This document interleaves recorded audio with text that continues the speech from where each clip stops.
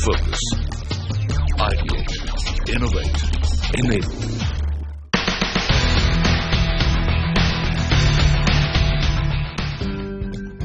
The erstwhile princely city of Baroda, through the Baroda Management Association, conferred the second prestigious Sayaji Ratna Award on a formidable figure of India Inc., Ratan Tata.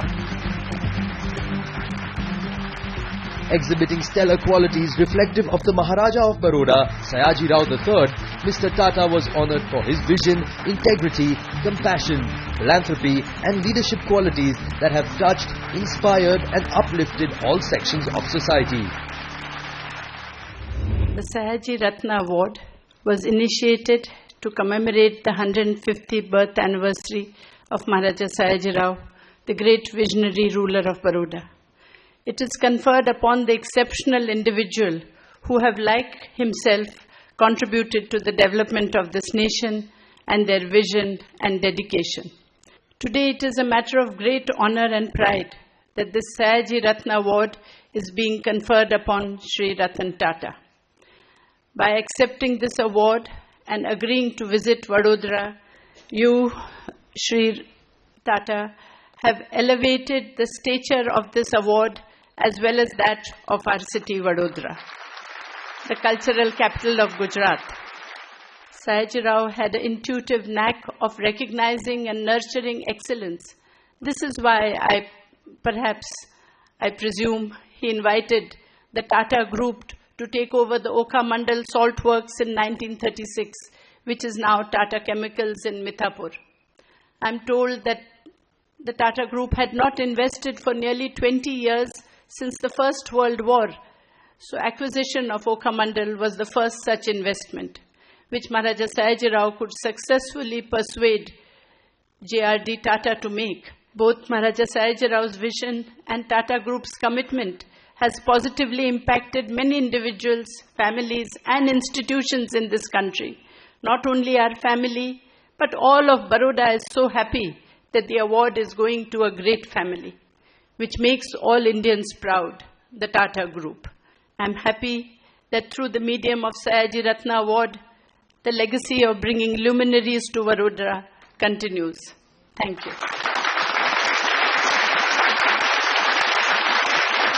It's a tremendous privilege to be in Baroda today to receive this great and a very heartfelt award, which I will cherish.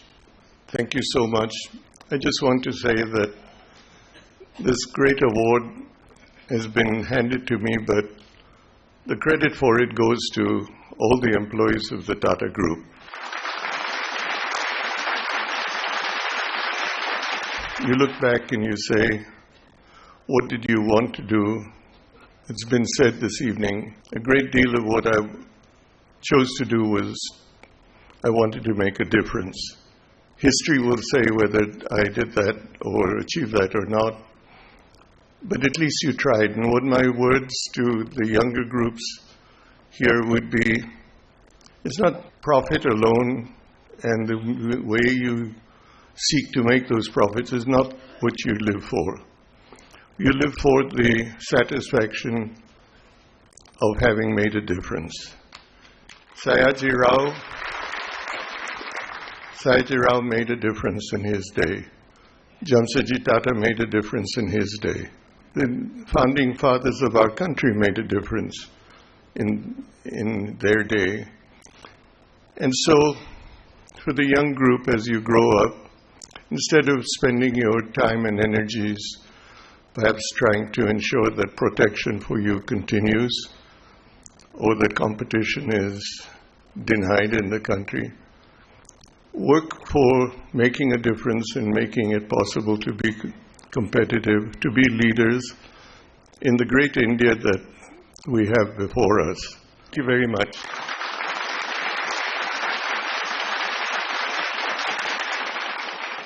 Let me take this opportunity, since I've had the opportunity and the good fortune to work with him, to reflect on 5 things that I've learnt by observing him and spending a large part of my working career under him. First, and this was mentioned earlier this afternoon, is his patience, humility, kindness, and self-control. As you can see from his behavior through his life, he's a man of extreme humility. The other characteristic that I've seen in him is resilience. You know, what is it that makes some people break and some people that bend and bounce back? And we've seen that in Mr. Tata. The third is non-linear thinking. I think his recent investments and through everything that you've done, you know, there is a bit of out-of-the-box thinking. You know, all of us have one problem with success. When we are successful in something, we tend to use the same success formula in all similar situations. And it doesn't work that way. And I think Mr. Tata has demonstrated that. I've seen that when a similar problem comes, he doesn't assume that an old solution that worked then will work now. Finally, one thing about Mr. Tata. Don't quit. When things go wrong, as they sometimes will, when the road you're trudging seems all uphill, when the funds are low and the debts are high, and you want to smile, but you have to sigh, when care is pressing you down a bit, rest if you must, but don't you quit. Sir, Ganu Ganu Jujo, Ganu Ganu Sukh Jojo. Thank you.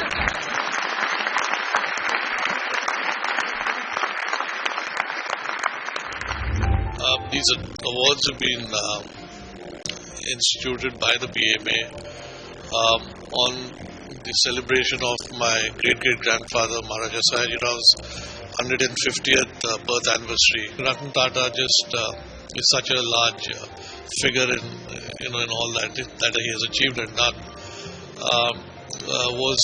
Was just a standout winner. The kind of institutions that he could create, and not just in business but also in philanthropy. And I mean, if you see in terms of the ethics and in terms of best that he is, I don't think we could have a better person than Mr. Ratan Tata receiving Sayaji Ratna Award. Stay tuned as Mr. Ratan Tata shares riveting accounts of his inspirational journey to success.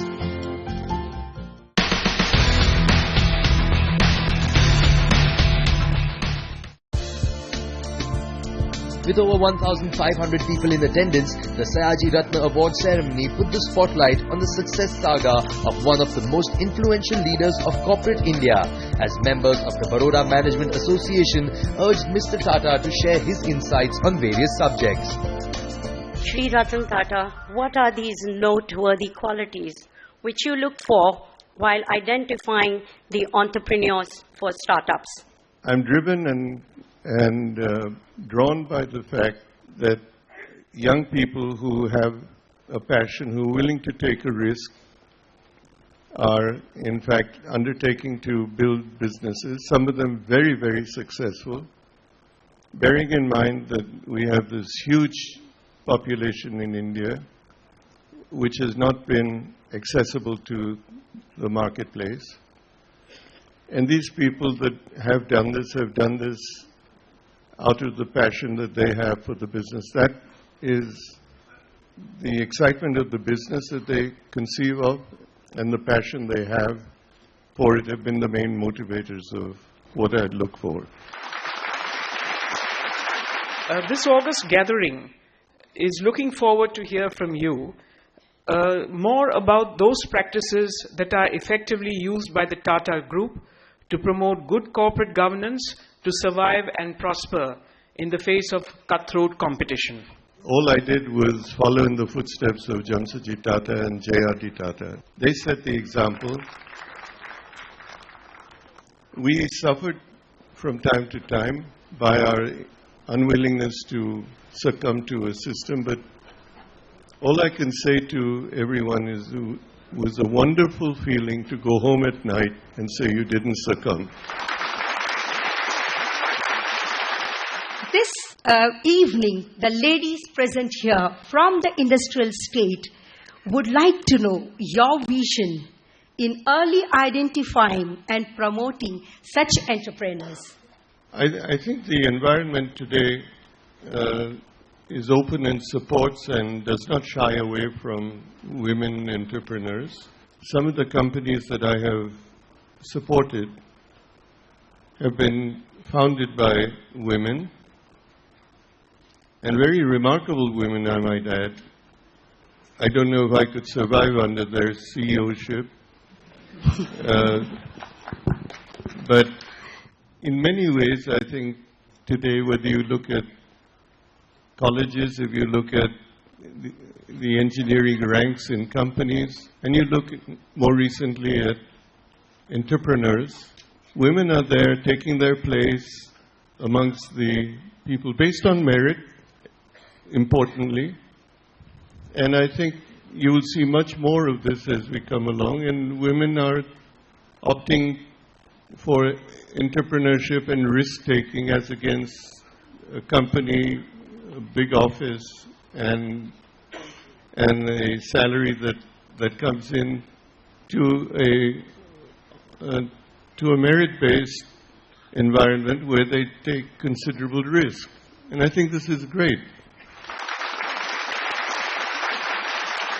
Mr. Tata, how do you consider possibilities of strengthening ties between Tata Group and Baroda, which was initiated in early 20th century by Sayaji Ratna III? You're talking to somebody who's retired and can't speak for the Tata Group. But I would just say that the Tata Group would probably move anywhere or invest anywhere where the environment is conducive. I can't tell you why we haven't done more in Baroda than we may have done. But I will communicate what you just said to Mr. Cyrus Mistry and the people there. But I myself cannot make a statement. Maybe you feel I'm ducking, but it's a statement of fact. And from the trust, we have been looking at Gujarat as a state that we need to look at from a philanthropic point of view. And Baroda is, as such, for the trust, is something I will undertake to look at afresh. Thank you. Thank you.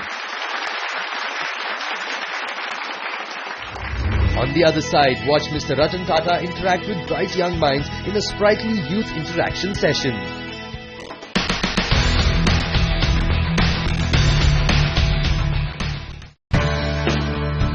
The highlight of the Sayaji Ratna Award ceremony was an engaging one-on-one interaction with Mr. Ratan Tata and nearly 300 young minds from various schools and colleges as he shed light on his past, present and future endeavours, his vision for India and his advice for the future visionaries of India.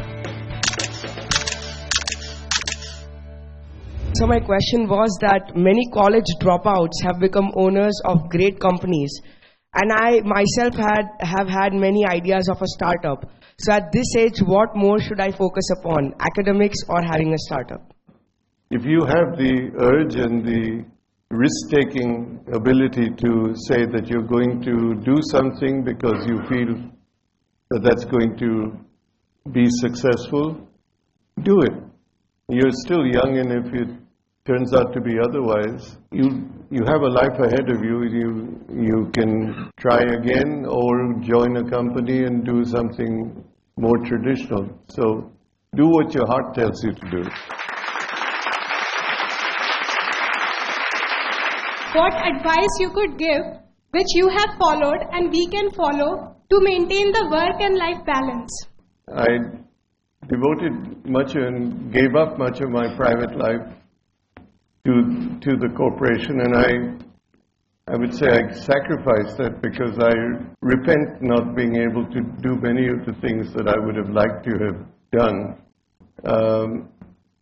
On the other hand, I was driven in the company to do whatever it did to make a difference, and the energy for me was, if people say it can't be done, then it, of course, can be done.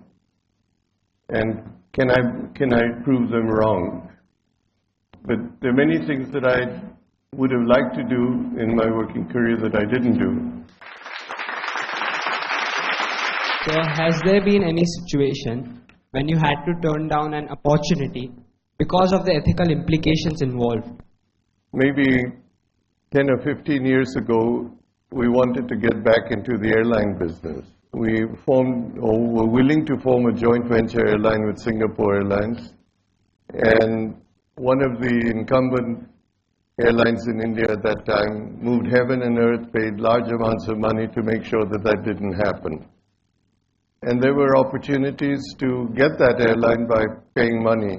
But we didn't do that, and we lost our chance at that time to have an airline, which emotionally was very close to JRD and me. Both of us were pilots, both of us very keen on aviation. The Tata Group owned Air India, formed Air India in the old days. So it was a great emotional wrench. But we didn't succumb, and we could hold our head high and say that even at that great sacrifice to us, we didn't deviate from our values. We didn't compromise what we had to do the right thing. My question to you is, sir, we all have a life-turning event in our lives, which changes us. So what was yours? What comes to mind has been perhaps the terrorist attack on Bombay. People came back from home because they heard that the Taj was under fire, came back and were killed after they came back. They gave their lives for the guests. So this one event over 3 days, I think, made me far more sensitive to the plight of the less privileged.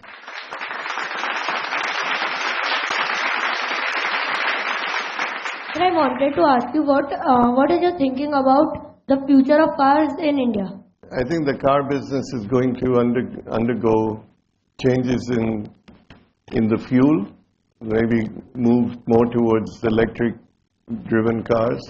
I think cars are going to have far more automation, not autonomous automation for the next 8 or 10 years because regulations will not permit that, but automation nevertheless to make them safer.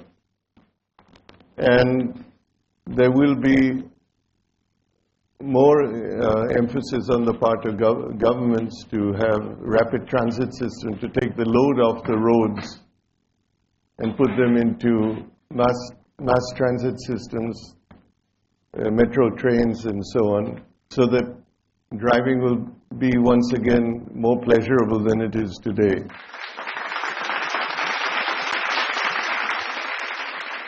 Vision is something that has been in the Tata family for a long time.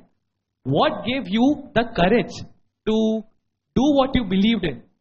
I brought the Indian car to India, in a manner of speaking, when everyone said it couldn't be done. History will say whether that was vision or stupidity. I know that I'm not talking of the Nano, I'm talking of the Indica. I remember those days when it came close to the launch. My foreign friends told me that, I was doing a very stupid thing, that you had to have a joint venture, you had to have a licensing agreement. Nobody had done this from scratch before. History each time decides whether it was really visionary or a mistake. You're driven by an urge to make a difference. That in the history of Tata House, you only called one politician to have a cup of tea with you. So in the present times, which politician would you like to have a cup of tea and why? No, I've had tea with Mr. Modi. We were a car company in the Nano, where we had to put the whole car factory on the back of trucks and move out of West Bengal. One state, one chief minister made a difference.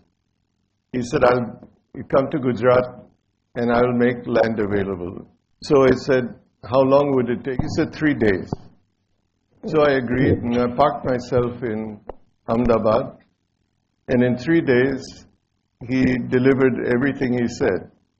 We built the plant, And I have never forgotten and will never forget the fact that my faith in politicians was greatly enhanced because somebody promised something and delivered.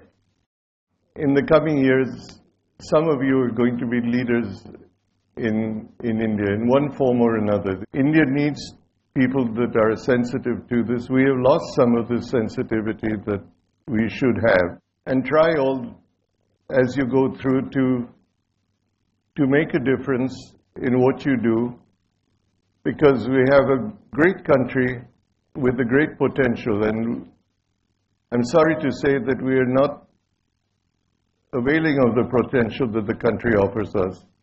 It's you that will make the India of tomorrow what it could be.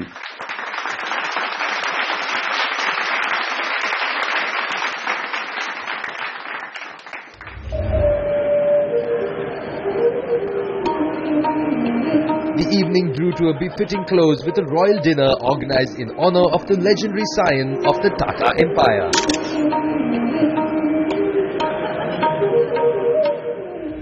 There is no one, and there is no one with his impeccable integrity, his philanthropy, and his passion for doing new things, passion for innovation, and passion for this country. I think it symbolizes an entire lifetime of ethical corporate governance, and what he's done in terms of philanthropy, in terms of converting Tata into an Indian multinational, and all that he stands for and symbolizes something which inspires everybody.